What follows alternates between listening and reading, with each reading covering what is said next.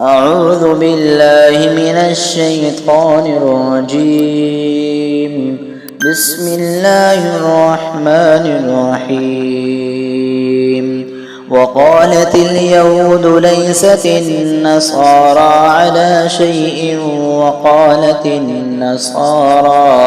وقالت النصارى ليست اليهود على شيء وهم يتلون الكتاب كذلك قال الذين لا يعلمون مثل قولهم فالله يحكم بينهم يوم القيامة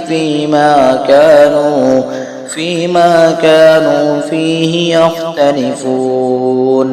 ومن أظلم ممن منع مساجد الله أن يذكر فيه اسمه وسعى في خرابها أولئك ما كان لهم أن يدخلوها إلا خائفين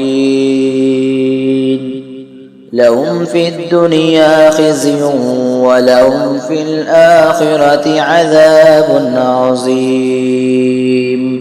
ولله المشرق والمغرب فأينما تولوا فثم وجه الله إن الله واسع عليم. وقالوا اتخذ الله ولدا سبحانه بل له ما في السماوات والأرض كل له قانتون بديع السماوات والأرض وإذا قضى أمرا فإنما يقول له كن فيكون.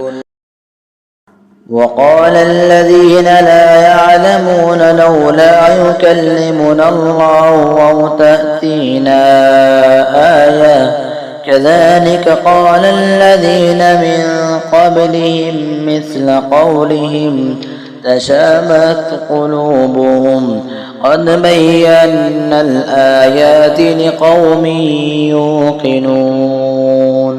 إنا أرسلناك بالحق بشيرا ونذيرا ولا تسأل عن أصحاب الجحيم.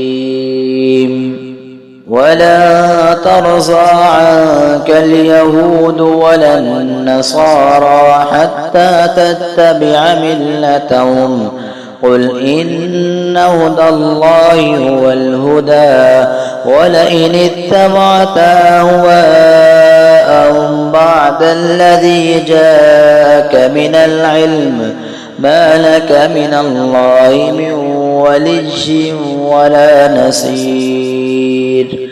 الذين آتيناهم الكتاب يتلونه حق تلاوته أولئك يؤمنون به ومن يكفر به فأولئك هم الخاسرون.